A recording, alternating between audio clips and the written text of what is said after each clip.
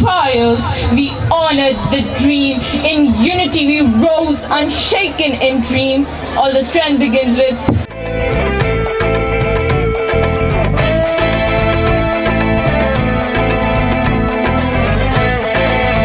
Bismillahirrahmanirrahim.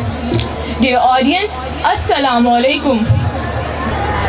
Myself Aima from class 9th A. Today, I welcome you all from the bottom of my heart on this day of national reference when we celebrate our country's 80th Independence Day.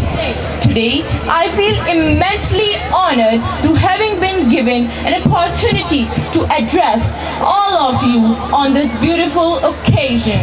Today, I stand before you to speak about a dream called Pakistan, a dream that was once carried in millions of hearts, a dream that demanded courage when the path was dark, a dream that demanded sacrifice when the price of freedom was unimaginable.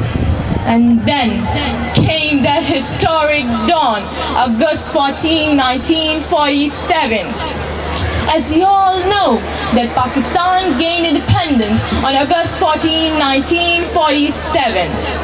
The darkness of centuries gave way to the light of freedom. A new flag rose upon the sky. A new nation appeared on the map, and millions of trembling hearts whispered one unforgettable name: Pakistan.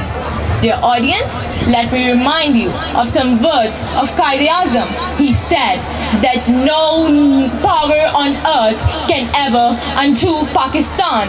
These words resonated deeply during Operation Bunyan al-Marsus, meaning the unbreakable wall from the Quran that shows how believers stand united like bricks that cannot be broken.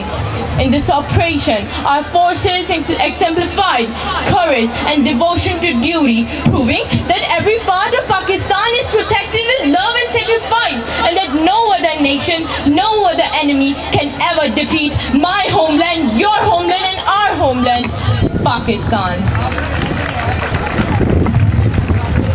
Dear audience, Pakistan is struggling with today. This is not the Pakistan for which Iqbal had dreamed of. This is not the Pakistan for which Jinnah had struggled very hard, and this is not the Pakistan for which our mothers and sisters sacrificed their respect and innocence. However, political instability and lack of unity between the power holders have contributed to the deep structural damage of this country. But it is our moral and ethical duty to encounter these problems on a national level. Quaid-e-Azam once beautifully said that no nation can rise to the height of glory unless women are participating side by side with men. These words reflect his belief that the creation and progress of a country can never be the responsibility of men alone. Do you know, during the Pakistan movement, women bore countless hardships and stood beside the family like an unbreakable rock. Quaid-e-Azam's words at the time of independence carried the spirit of new beginning. He said that you are free. You are free to go to your temples. You are free to go to your mosque. And you are free to go to any other place of worship in the state of Pakistan. This date is not merely just a date.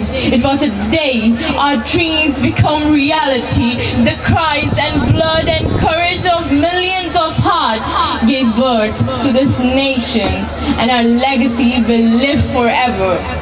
I want to end my speech with few words of mine, that we are the voices that can never fall. We are the strength that will answer the call, no matter the storm, no matter the fight. Pakistan stands proud in glory and light. Pakistan